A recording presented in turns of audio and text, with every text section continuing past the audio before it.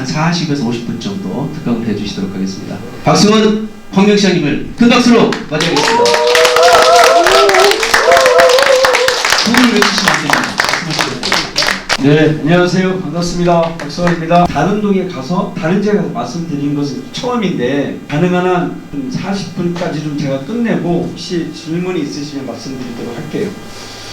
네, 표정이 이제 다 굳어 계셔서 제가 어떻게 말씀을 드려야 될지 잘 모르겠는데 그냥 제가 왜 그렇게 주장을 하는지를 좀 말씀을 드릴까 합니다. 사실은 대한민국이 이렇게 성장해 나가는 과정이 있어서 저는 지방자치가 없었다면, 지방자치제도를 실시하지 않았다면 오늘과 같은 대한민국의 성장은 없었을 거다라고 생각하는 사람이에요. 잘 생각해 보시면 과거에는 대통령이 모든 것을 자기 마음대로 다 하는 시대였어요. 도지사도 자기 마음대로 다 하는 시대였고 광명시장도 마찬가지였어요. 하나만 예를 들면 민선 지방자치시장 선거하기 전에는 광명시청 공직자들한테 들은 얘기인데 시장이 되잖아요. 임명되잖아요. 그러면 보통 임기가 6개월에서 길게는 1년 반입니다. 제가 조사를 다 해봤어요. 그럼 경기도지사가 광명시장을 임명하잖아요. 안양시장도 마찬가지예요. 그러면 6개월 내지 1년 1개월 동안 있는 동안 뭘 하냐면 이 방송에 있어서 제가 가르쳐주면 해야 되는데 그 지역의 시민들에서 무엇을 할 것인가라는 고민보다는 모든 것이 우위로 향해 있어요. 어떻게 하면 내가 좀 더 좋은 곳으로 갈까? 광명시는 인구가 30만 밖에 안 되죠. 안양은 지금 60만 70만 하잖아요. 그럼 더 큰 도시에 시장을 가기 위해서 누구한테 충성합니까? 누구한테 충성해요? 도지사한테 충성하죠. 그리고 행정부 장관한테 충성하죠. 그렇게 해야 실제로 더 좋은 곳을 영전해서 갈 수가 있죠. 근데 그러다 보니 어떤 일들을 주로 하냐면 주로 잔치를 많이 했답니다. 잔치를. 공무원들 대상으로 한 잔치, 지역의 유지를 모아놓고 하는 잔치. 실제로 그 지역에 살고 있는 시민들의 이해와 요구에 맞는 걸 하나하나 찾아서 하는 역할들을 안 하는 거죠. 근데 실제로 민선 지방정부가 구성이 되어지고 이 지방자치를 실시하면서 이제는 시장들이 시민들의 이야기, 주민들에 대한 이야기를 듣기 시작한 거죠. 이재명 대통령이 계속 현장을 주장하지 않습니까? 현장 가서 일하라고. 근데 지금 공직자들이 보면은 장관 포함해서 차관들이 다 현장 돌아다닙니다. 그렇게 현장을 돌아다녀야 안양시 만안구에 어떤 일들이 벌어지는지 알고 있을 거 아닙니까? 과거에는 그런 일이 전혀 없었던 거죠. 그래서 이런 지방자치가 선거를 통해서 선출직에 의해서 지방의원이 만들어지고 그리고 지방자치단체장이 만들어지다 보니 이제 시의원과 도의원과 시장이 시민들 곁에 가서 이야기를 듣는 시대가 오기 시작한 거죠. 이것은 잘 아시는 것처럼 김대중 대통령이 과거에 20일 동안의 단식 투쟁을 통해서 만들어낸 겁니다.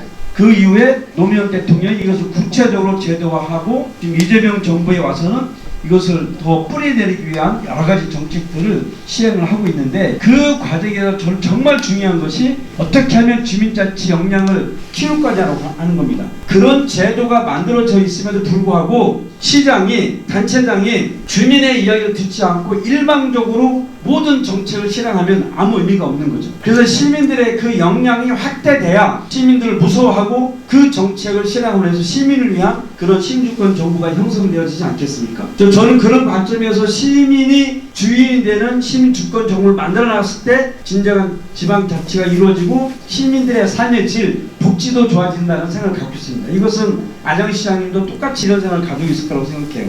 그런데 이 과정에 정말 저는 중요한 판단하는 것이 밑에 거 하고 있는데 방향이 어디 있어야 될까요? 근데 제가 조금만 설명을 드리면 아른슈타인의 주민참여 8단계 모형이라는 게 있어요. 어떤 학자가 말한 건데 제가 광명시 주민자치위원들한테 이 이야기를 반드시 합니다. 왜냐하면 주권자로서 살아가야 되는데 내가 또는 우리 안양시민이 현재 어떤 상황에 처해 있는지를 봐야 하기 때문에 말씀드린 거거든요. 이게 잘 안 보이시겠지만 맨 밑에 게 조작 단계라고. 조작 단계. 이걸 풀어서 표현하면 일방적 교육, 그리고 교육에 참가한 사람들이 참가자만 서명하는 거고 2단계가 치유 단계라고 해서 행정 처방, 사회적 약자 치유라고 얘기합니다. 이게 무슨 얘기냐면 시민들한 참여할 수 있도록 모든 정보를 공개해야 되는데 그렇지 않은 거죠. 권력자들이 다 모든 정보를 갖고 있고 조금씩 주는 거고 시민들의 목소리가 들리면 그것과 관련돼 대해서 그러니까 일방적으로 교육을 하거나 행정 처방이라는 위원회를 통해서 그 위원회에서 그럼 이렇게 합시다라고 위원회에서 약간의 특혜 국회적, 시혜적 측면에서 처방하는 행위, 이런 것들이 거의 5단계까지가 이런 과정입니다. 무슨 얘기냐면 정보 전달 단계, 전혀 피드백하지 않고 일방적으로 정보를 제공하거나 어떤 문제가 있어서 토론을 합시다 그러면 형식적 공청회나 집회를 하는 상담 단계, 그 다음에 회의 단계가 뭐냐면 소수 중심의 위원회. 이게 무슨 얘기냐면 여기 대부분은 좀 아시겠지만 혹시 안양시에 무슨 위원회에 참여하고 계시는 분들이 계실지 모르겠지만 제가 광명시장이 돼서 보니까 각종 위원회가 굉장히 많습니다.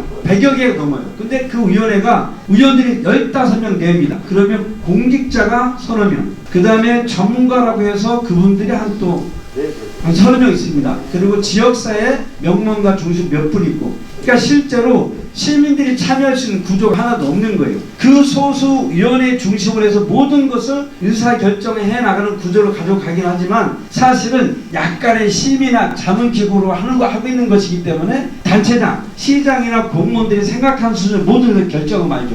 그럼 이게 시민들의 의견이 받아들여주고 있는 건가요? 현실은 그렇지 않죠. 다 모든 게 일방적이거나 형식적으로 진행되는 건데 실제로 가장 시민들의 참여를 통해서 성숙해지려면 동반자 관계로 협상을 통한 공동 협력을 해야 된다고 하는 겁니다. 이를테면 만안고에 학교를 신설하는 문제가 있다, 아니면 도로를 확장하는 문제가 있다. 그 문제와 관련돼서 공론화위원회를 구성해서 그 지역에 살고 있는 시민들이 참여해서 끊임없이 협력해서 대안을 찾아가도록 해야 한다고 하는 거죠. 광명시 예를 하나 들면 이런 게 있었습니다. 언론이 많이 부각이 돼서 알고 계시겠지만 구로에 있는 차량 기지를 광명시로 옮기는 차량 기지 이전 사업이 있어요. 이게 한 18년 동안 진행된 건데 약 8만 평 규모 축구장 40배 큰 차량 기지가 전철 타고 가다 보니 구로구 지나면 넓은 차량 기지 있잖아요. 그거를 광명으로 옮기는 거예요. 어디로 오냐면 밤일마을 아시죠? 밤일마을 한동의 밤일 그 주택가 옆으로 들어오는 거예요. 산이 있는 곳에. 그런데 그곳에 들어오는데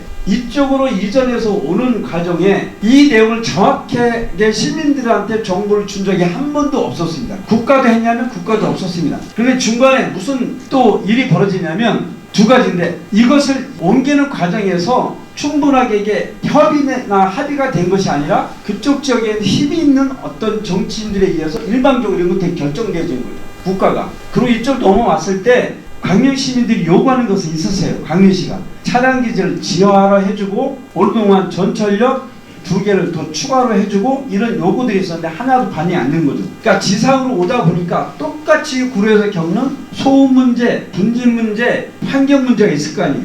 이런 문제가 있는데 그런 문제에 대해서 아무것도 대책을 세우지 않는 거죠.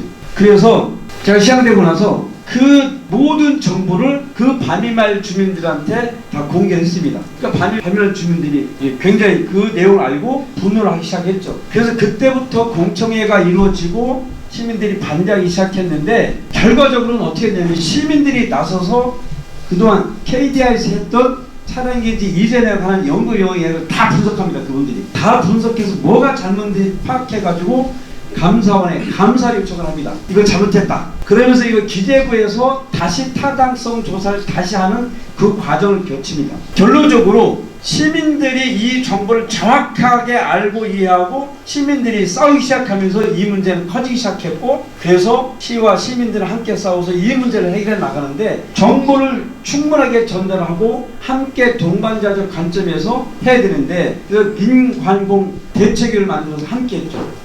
지역의 국회의원, 시의원, 도의원, 또 시장, 또 지역 주민 대표들이 함께해서 주민들이 모든 지역을 돌아다니면서 설명회를 동네로 들어가면서 설명회를 다 진행하고 그런 과정을 통해서 이런 거 모아서 국토부와 기재부의 일주일간으로 그래서 집회와 기재부가 타당성 없음이라고 하는 결론을 내서 저는 이 과정에 시민들을 관계로 만든 그래서 만안고에 관련된 여러 가지 현안들이 있는데 그것과 관련돼서 그렇게 만들어 가서 시민들이 가장 중심에 설 수 있게끔 해줘야지만이 더 좋은 행적으로 그래서 더 좋은 도시의 발전 성향을 발전 방향을 만들어야지 않겠냐라고 하는 겁니다. 그 다음에 7단계가 권한 우인 단계, 정책 형성에서 시민의 결정권을 부여하고 마지막 단계가 시민이 통제하는 시민 주도형 정책 결정과 평가를 해야 된다고 하는 거예요. 이렇게 갔을 때만이 시민 주도의 정책 결정에서 시민 주도의 지방자치가 이루어질 수 있다고 하는 거예요.